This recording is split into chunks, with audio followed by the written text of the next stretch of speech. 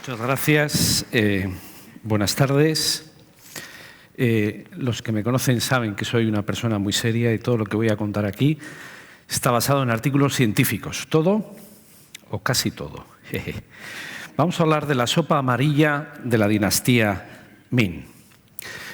523 es el código de una misión secreta militar del gobierno chino que en 1967 reclutó a más de 500 investigadores para buscar una solución contra la malaria.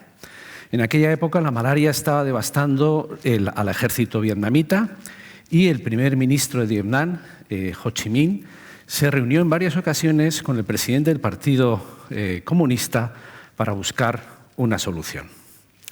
Una de aquellas investigadoras era Zhou Youtu, que era una farmacóloga que había analizado más de 2.000 extractos de plantas y de hierbas sin encontrar ninguna solución. Zhou Youtu encontró la solución en un libro clásico de medicina tradicional china, escrita por Yi Hong en el siglo III después de Jesucristo, hace 1700 años. En aquel libro, Yi Hong describe 70 enfermedades y la curación de 70 enfermedades como el tifus o la viruela. Y también describe una técnica para extraer a partir de plantas un compuesto, a partir de una planta popular en China, que es la Artemisia annua, que utilizaba para curar la malaria. Así es como Zhou Youtu describió el aislamiento de la artemisina, un compuesto extraído de artemisa, de la planta, y que una combinación de la artemisina con otras drogas es el tratamiento más efectivo que hay contra la malaria. Se calcula que la artemisina ha salvado millones de vidas en el planeta. Por eso Zhou Youtu recibió el premio Nobel en el año 2015, premio Nobel de Medicina. Pero en aquel viejo libro de Yi Hong había otras recetas. Había una receta para tratar enfermedades como la diarrea severa o el envenenamiento por alimentos. Una de esas recetas se denominaba la sopa amarilla y estaba hecho con una fermentación de heces de bebé. La sopa amarilla cuentan que era realmente efectiva y que incluso salvó la vida a más de una persona. Durante la dinastía Ming, en el siglo XVI, se hizo muy popular la sopa amarilla y distintas variedades de sopa amarilla hecha de la misma manera se utilizaban no solo para las diarreas, sino también para tratar todo tipo de fiebres y de dolencias. En el siglo XX, las crónicas cuentan que el ejército alemán en África, el Afrika Korps, sufría grandes problemas, epidemias de disentería. Los médicos alemanes se dieron cuenta que los beduinos del desierto tenían una costumbre que es al primer síntoma de la disentería, consumían heces recién depositadas, todavía calentitas, de camello. Los médicos alemanes nazis lo que hicieron fue analizar esas muestras y descubrieron que estaban cargadas de una bacteria que se denomina Bacillus subtilis. Cultivaron la bacteria y se la administraron a los soldados, una práctica más agradable que la de los beduinos, y consiguieron de esa manera que el Afrika Korps no sufría disentería. Yo sé que todo esto que estoy contando son auténticas cochinadas y sé que me la estoy jugando, ¿vale? En un ambiente como este, como el Teatro Victoria Eugenia, en una ciudad con la categoría que tiene San Sebastián, Donostia, en este evento en el que me han precedido premios Nobel, yo sé que me la estoy jugando y que probablemente Pedro Miguel Echenique no me vuelva a invitar jamás a un evento como este. Pero lo que yo les estoy hablando es de ciencia. Estamos hablando de la microbiota. La microbiota intestinal es ese conjunto de microorganismos que están en nuestros intestinos.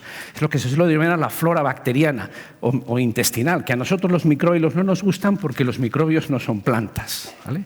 Pero hoy en día sabemos que en nuestro intestino puede haber más de 2.000 especies de bacterias distintas. Incluso una persona adulta, en condiciones normales, puede llegar a evacuar 30 millones de bacterias cada día. Realmente somos un ecosistema con millones de interacciones entre nuestras bacterias intestinales y nuestras células. Y eso tiene una función. Hoy en día sabemos que, por una parte, mantener ese equilibrio con nuestros microorganismos tiene funciones que tienen que ver con la inmunidad, con protegernos de microorganismos, con regular la inflamación o con funciones que tienen que ver con la alimentación o la degradación de compuestos, la producción de vitaminas, de hormonas, incluso de neurotransmisores. Un equilibrio perfecto entre nuestros microbios y nuestras células es síntoma de salud. Cuando ese equilibrio se rompe, aparecen enfermedades, lo que se llama una disbiosis intestinal, que hoy en día se está relacionando con cantidad de enfermedades, como tienen ahí, como pueden ser la obesidad, enfermedades metabólicas, enfermedades nutricionales, enfermedades que tienen que ver con la inflamación e incluso enfermedades neuronales y mentales. Por eso es tan importante cuidar nuestra microbiota intestinal y por eso ha habido muchos ejemplos de intentos de recomponer y recuperar esa microbiota intestinal. Yo les voy a hablar de un caso de éxito, realmente el único caso de éxito que hay. Esta bacteria que tienen aquí es Clostridium difficile. Esto es un microorganismo que está en nuestro intestino y que nuestra microbiota en condiciones normales lo mantiene a raya. Pero cuando hay una disbiosis, cuando nuestra microbiota se altera, por ejemplo, con un tratamiento fuerte con antibióticos, esta bacteria puede multiplicarse, puede crecer, puede producir una enterotoxina y producir unas diarreas crónicas muy desagradables. En algunos casos, una persona con Clostridium difficile puede ir hasta más de 40 veces al servicio. Las diarreas por Clostridium difficile pueden incluso llegar a ser mortales.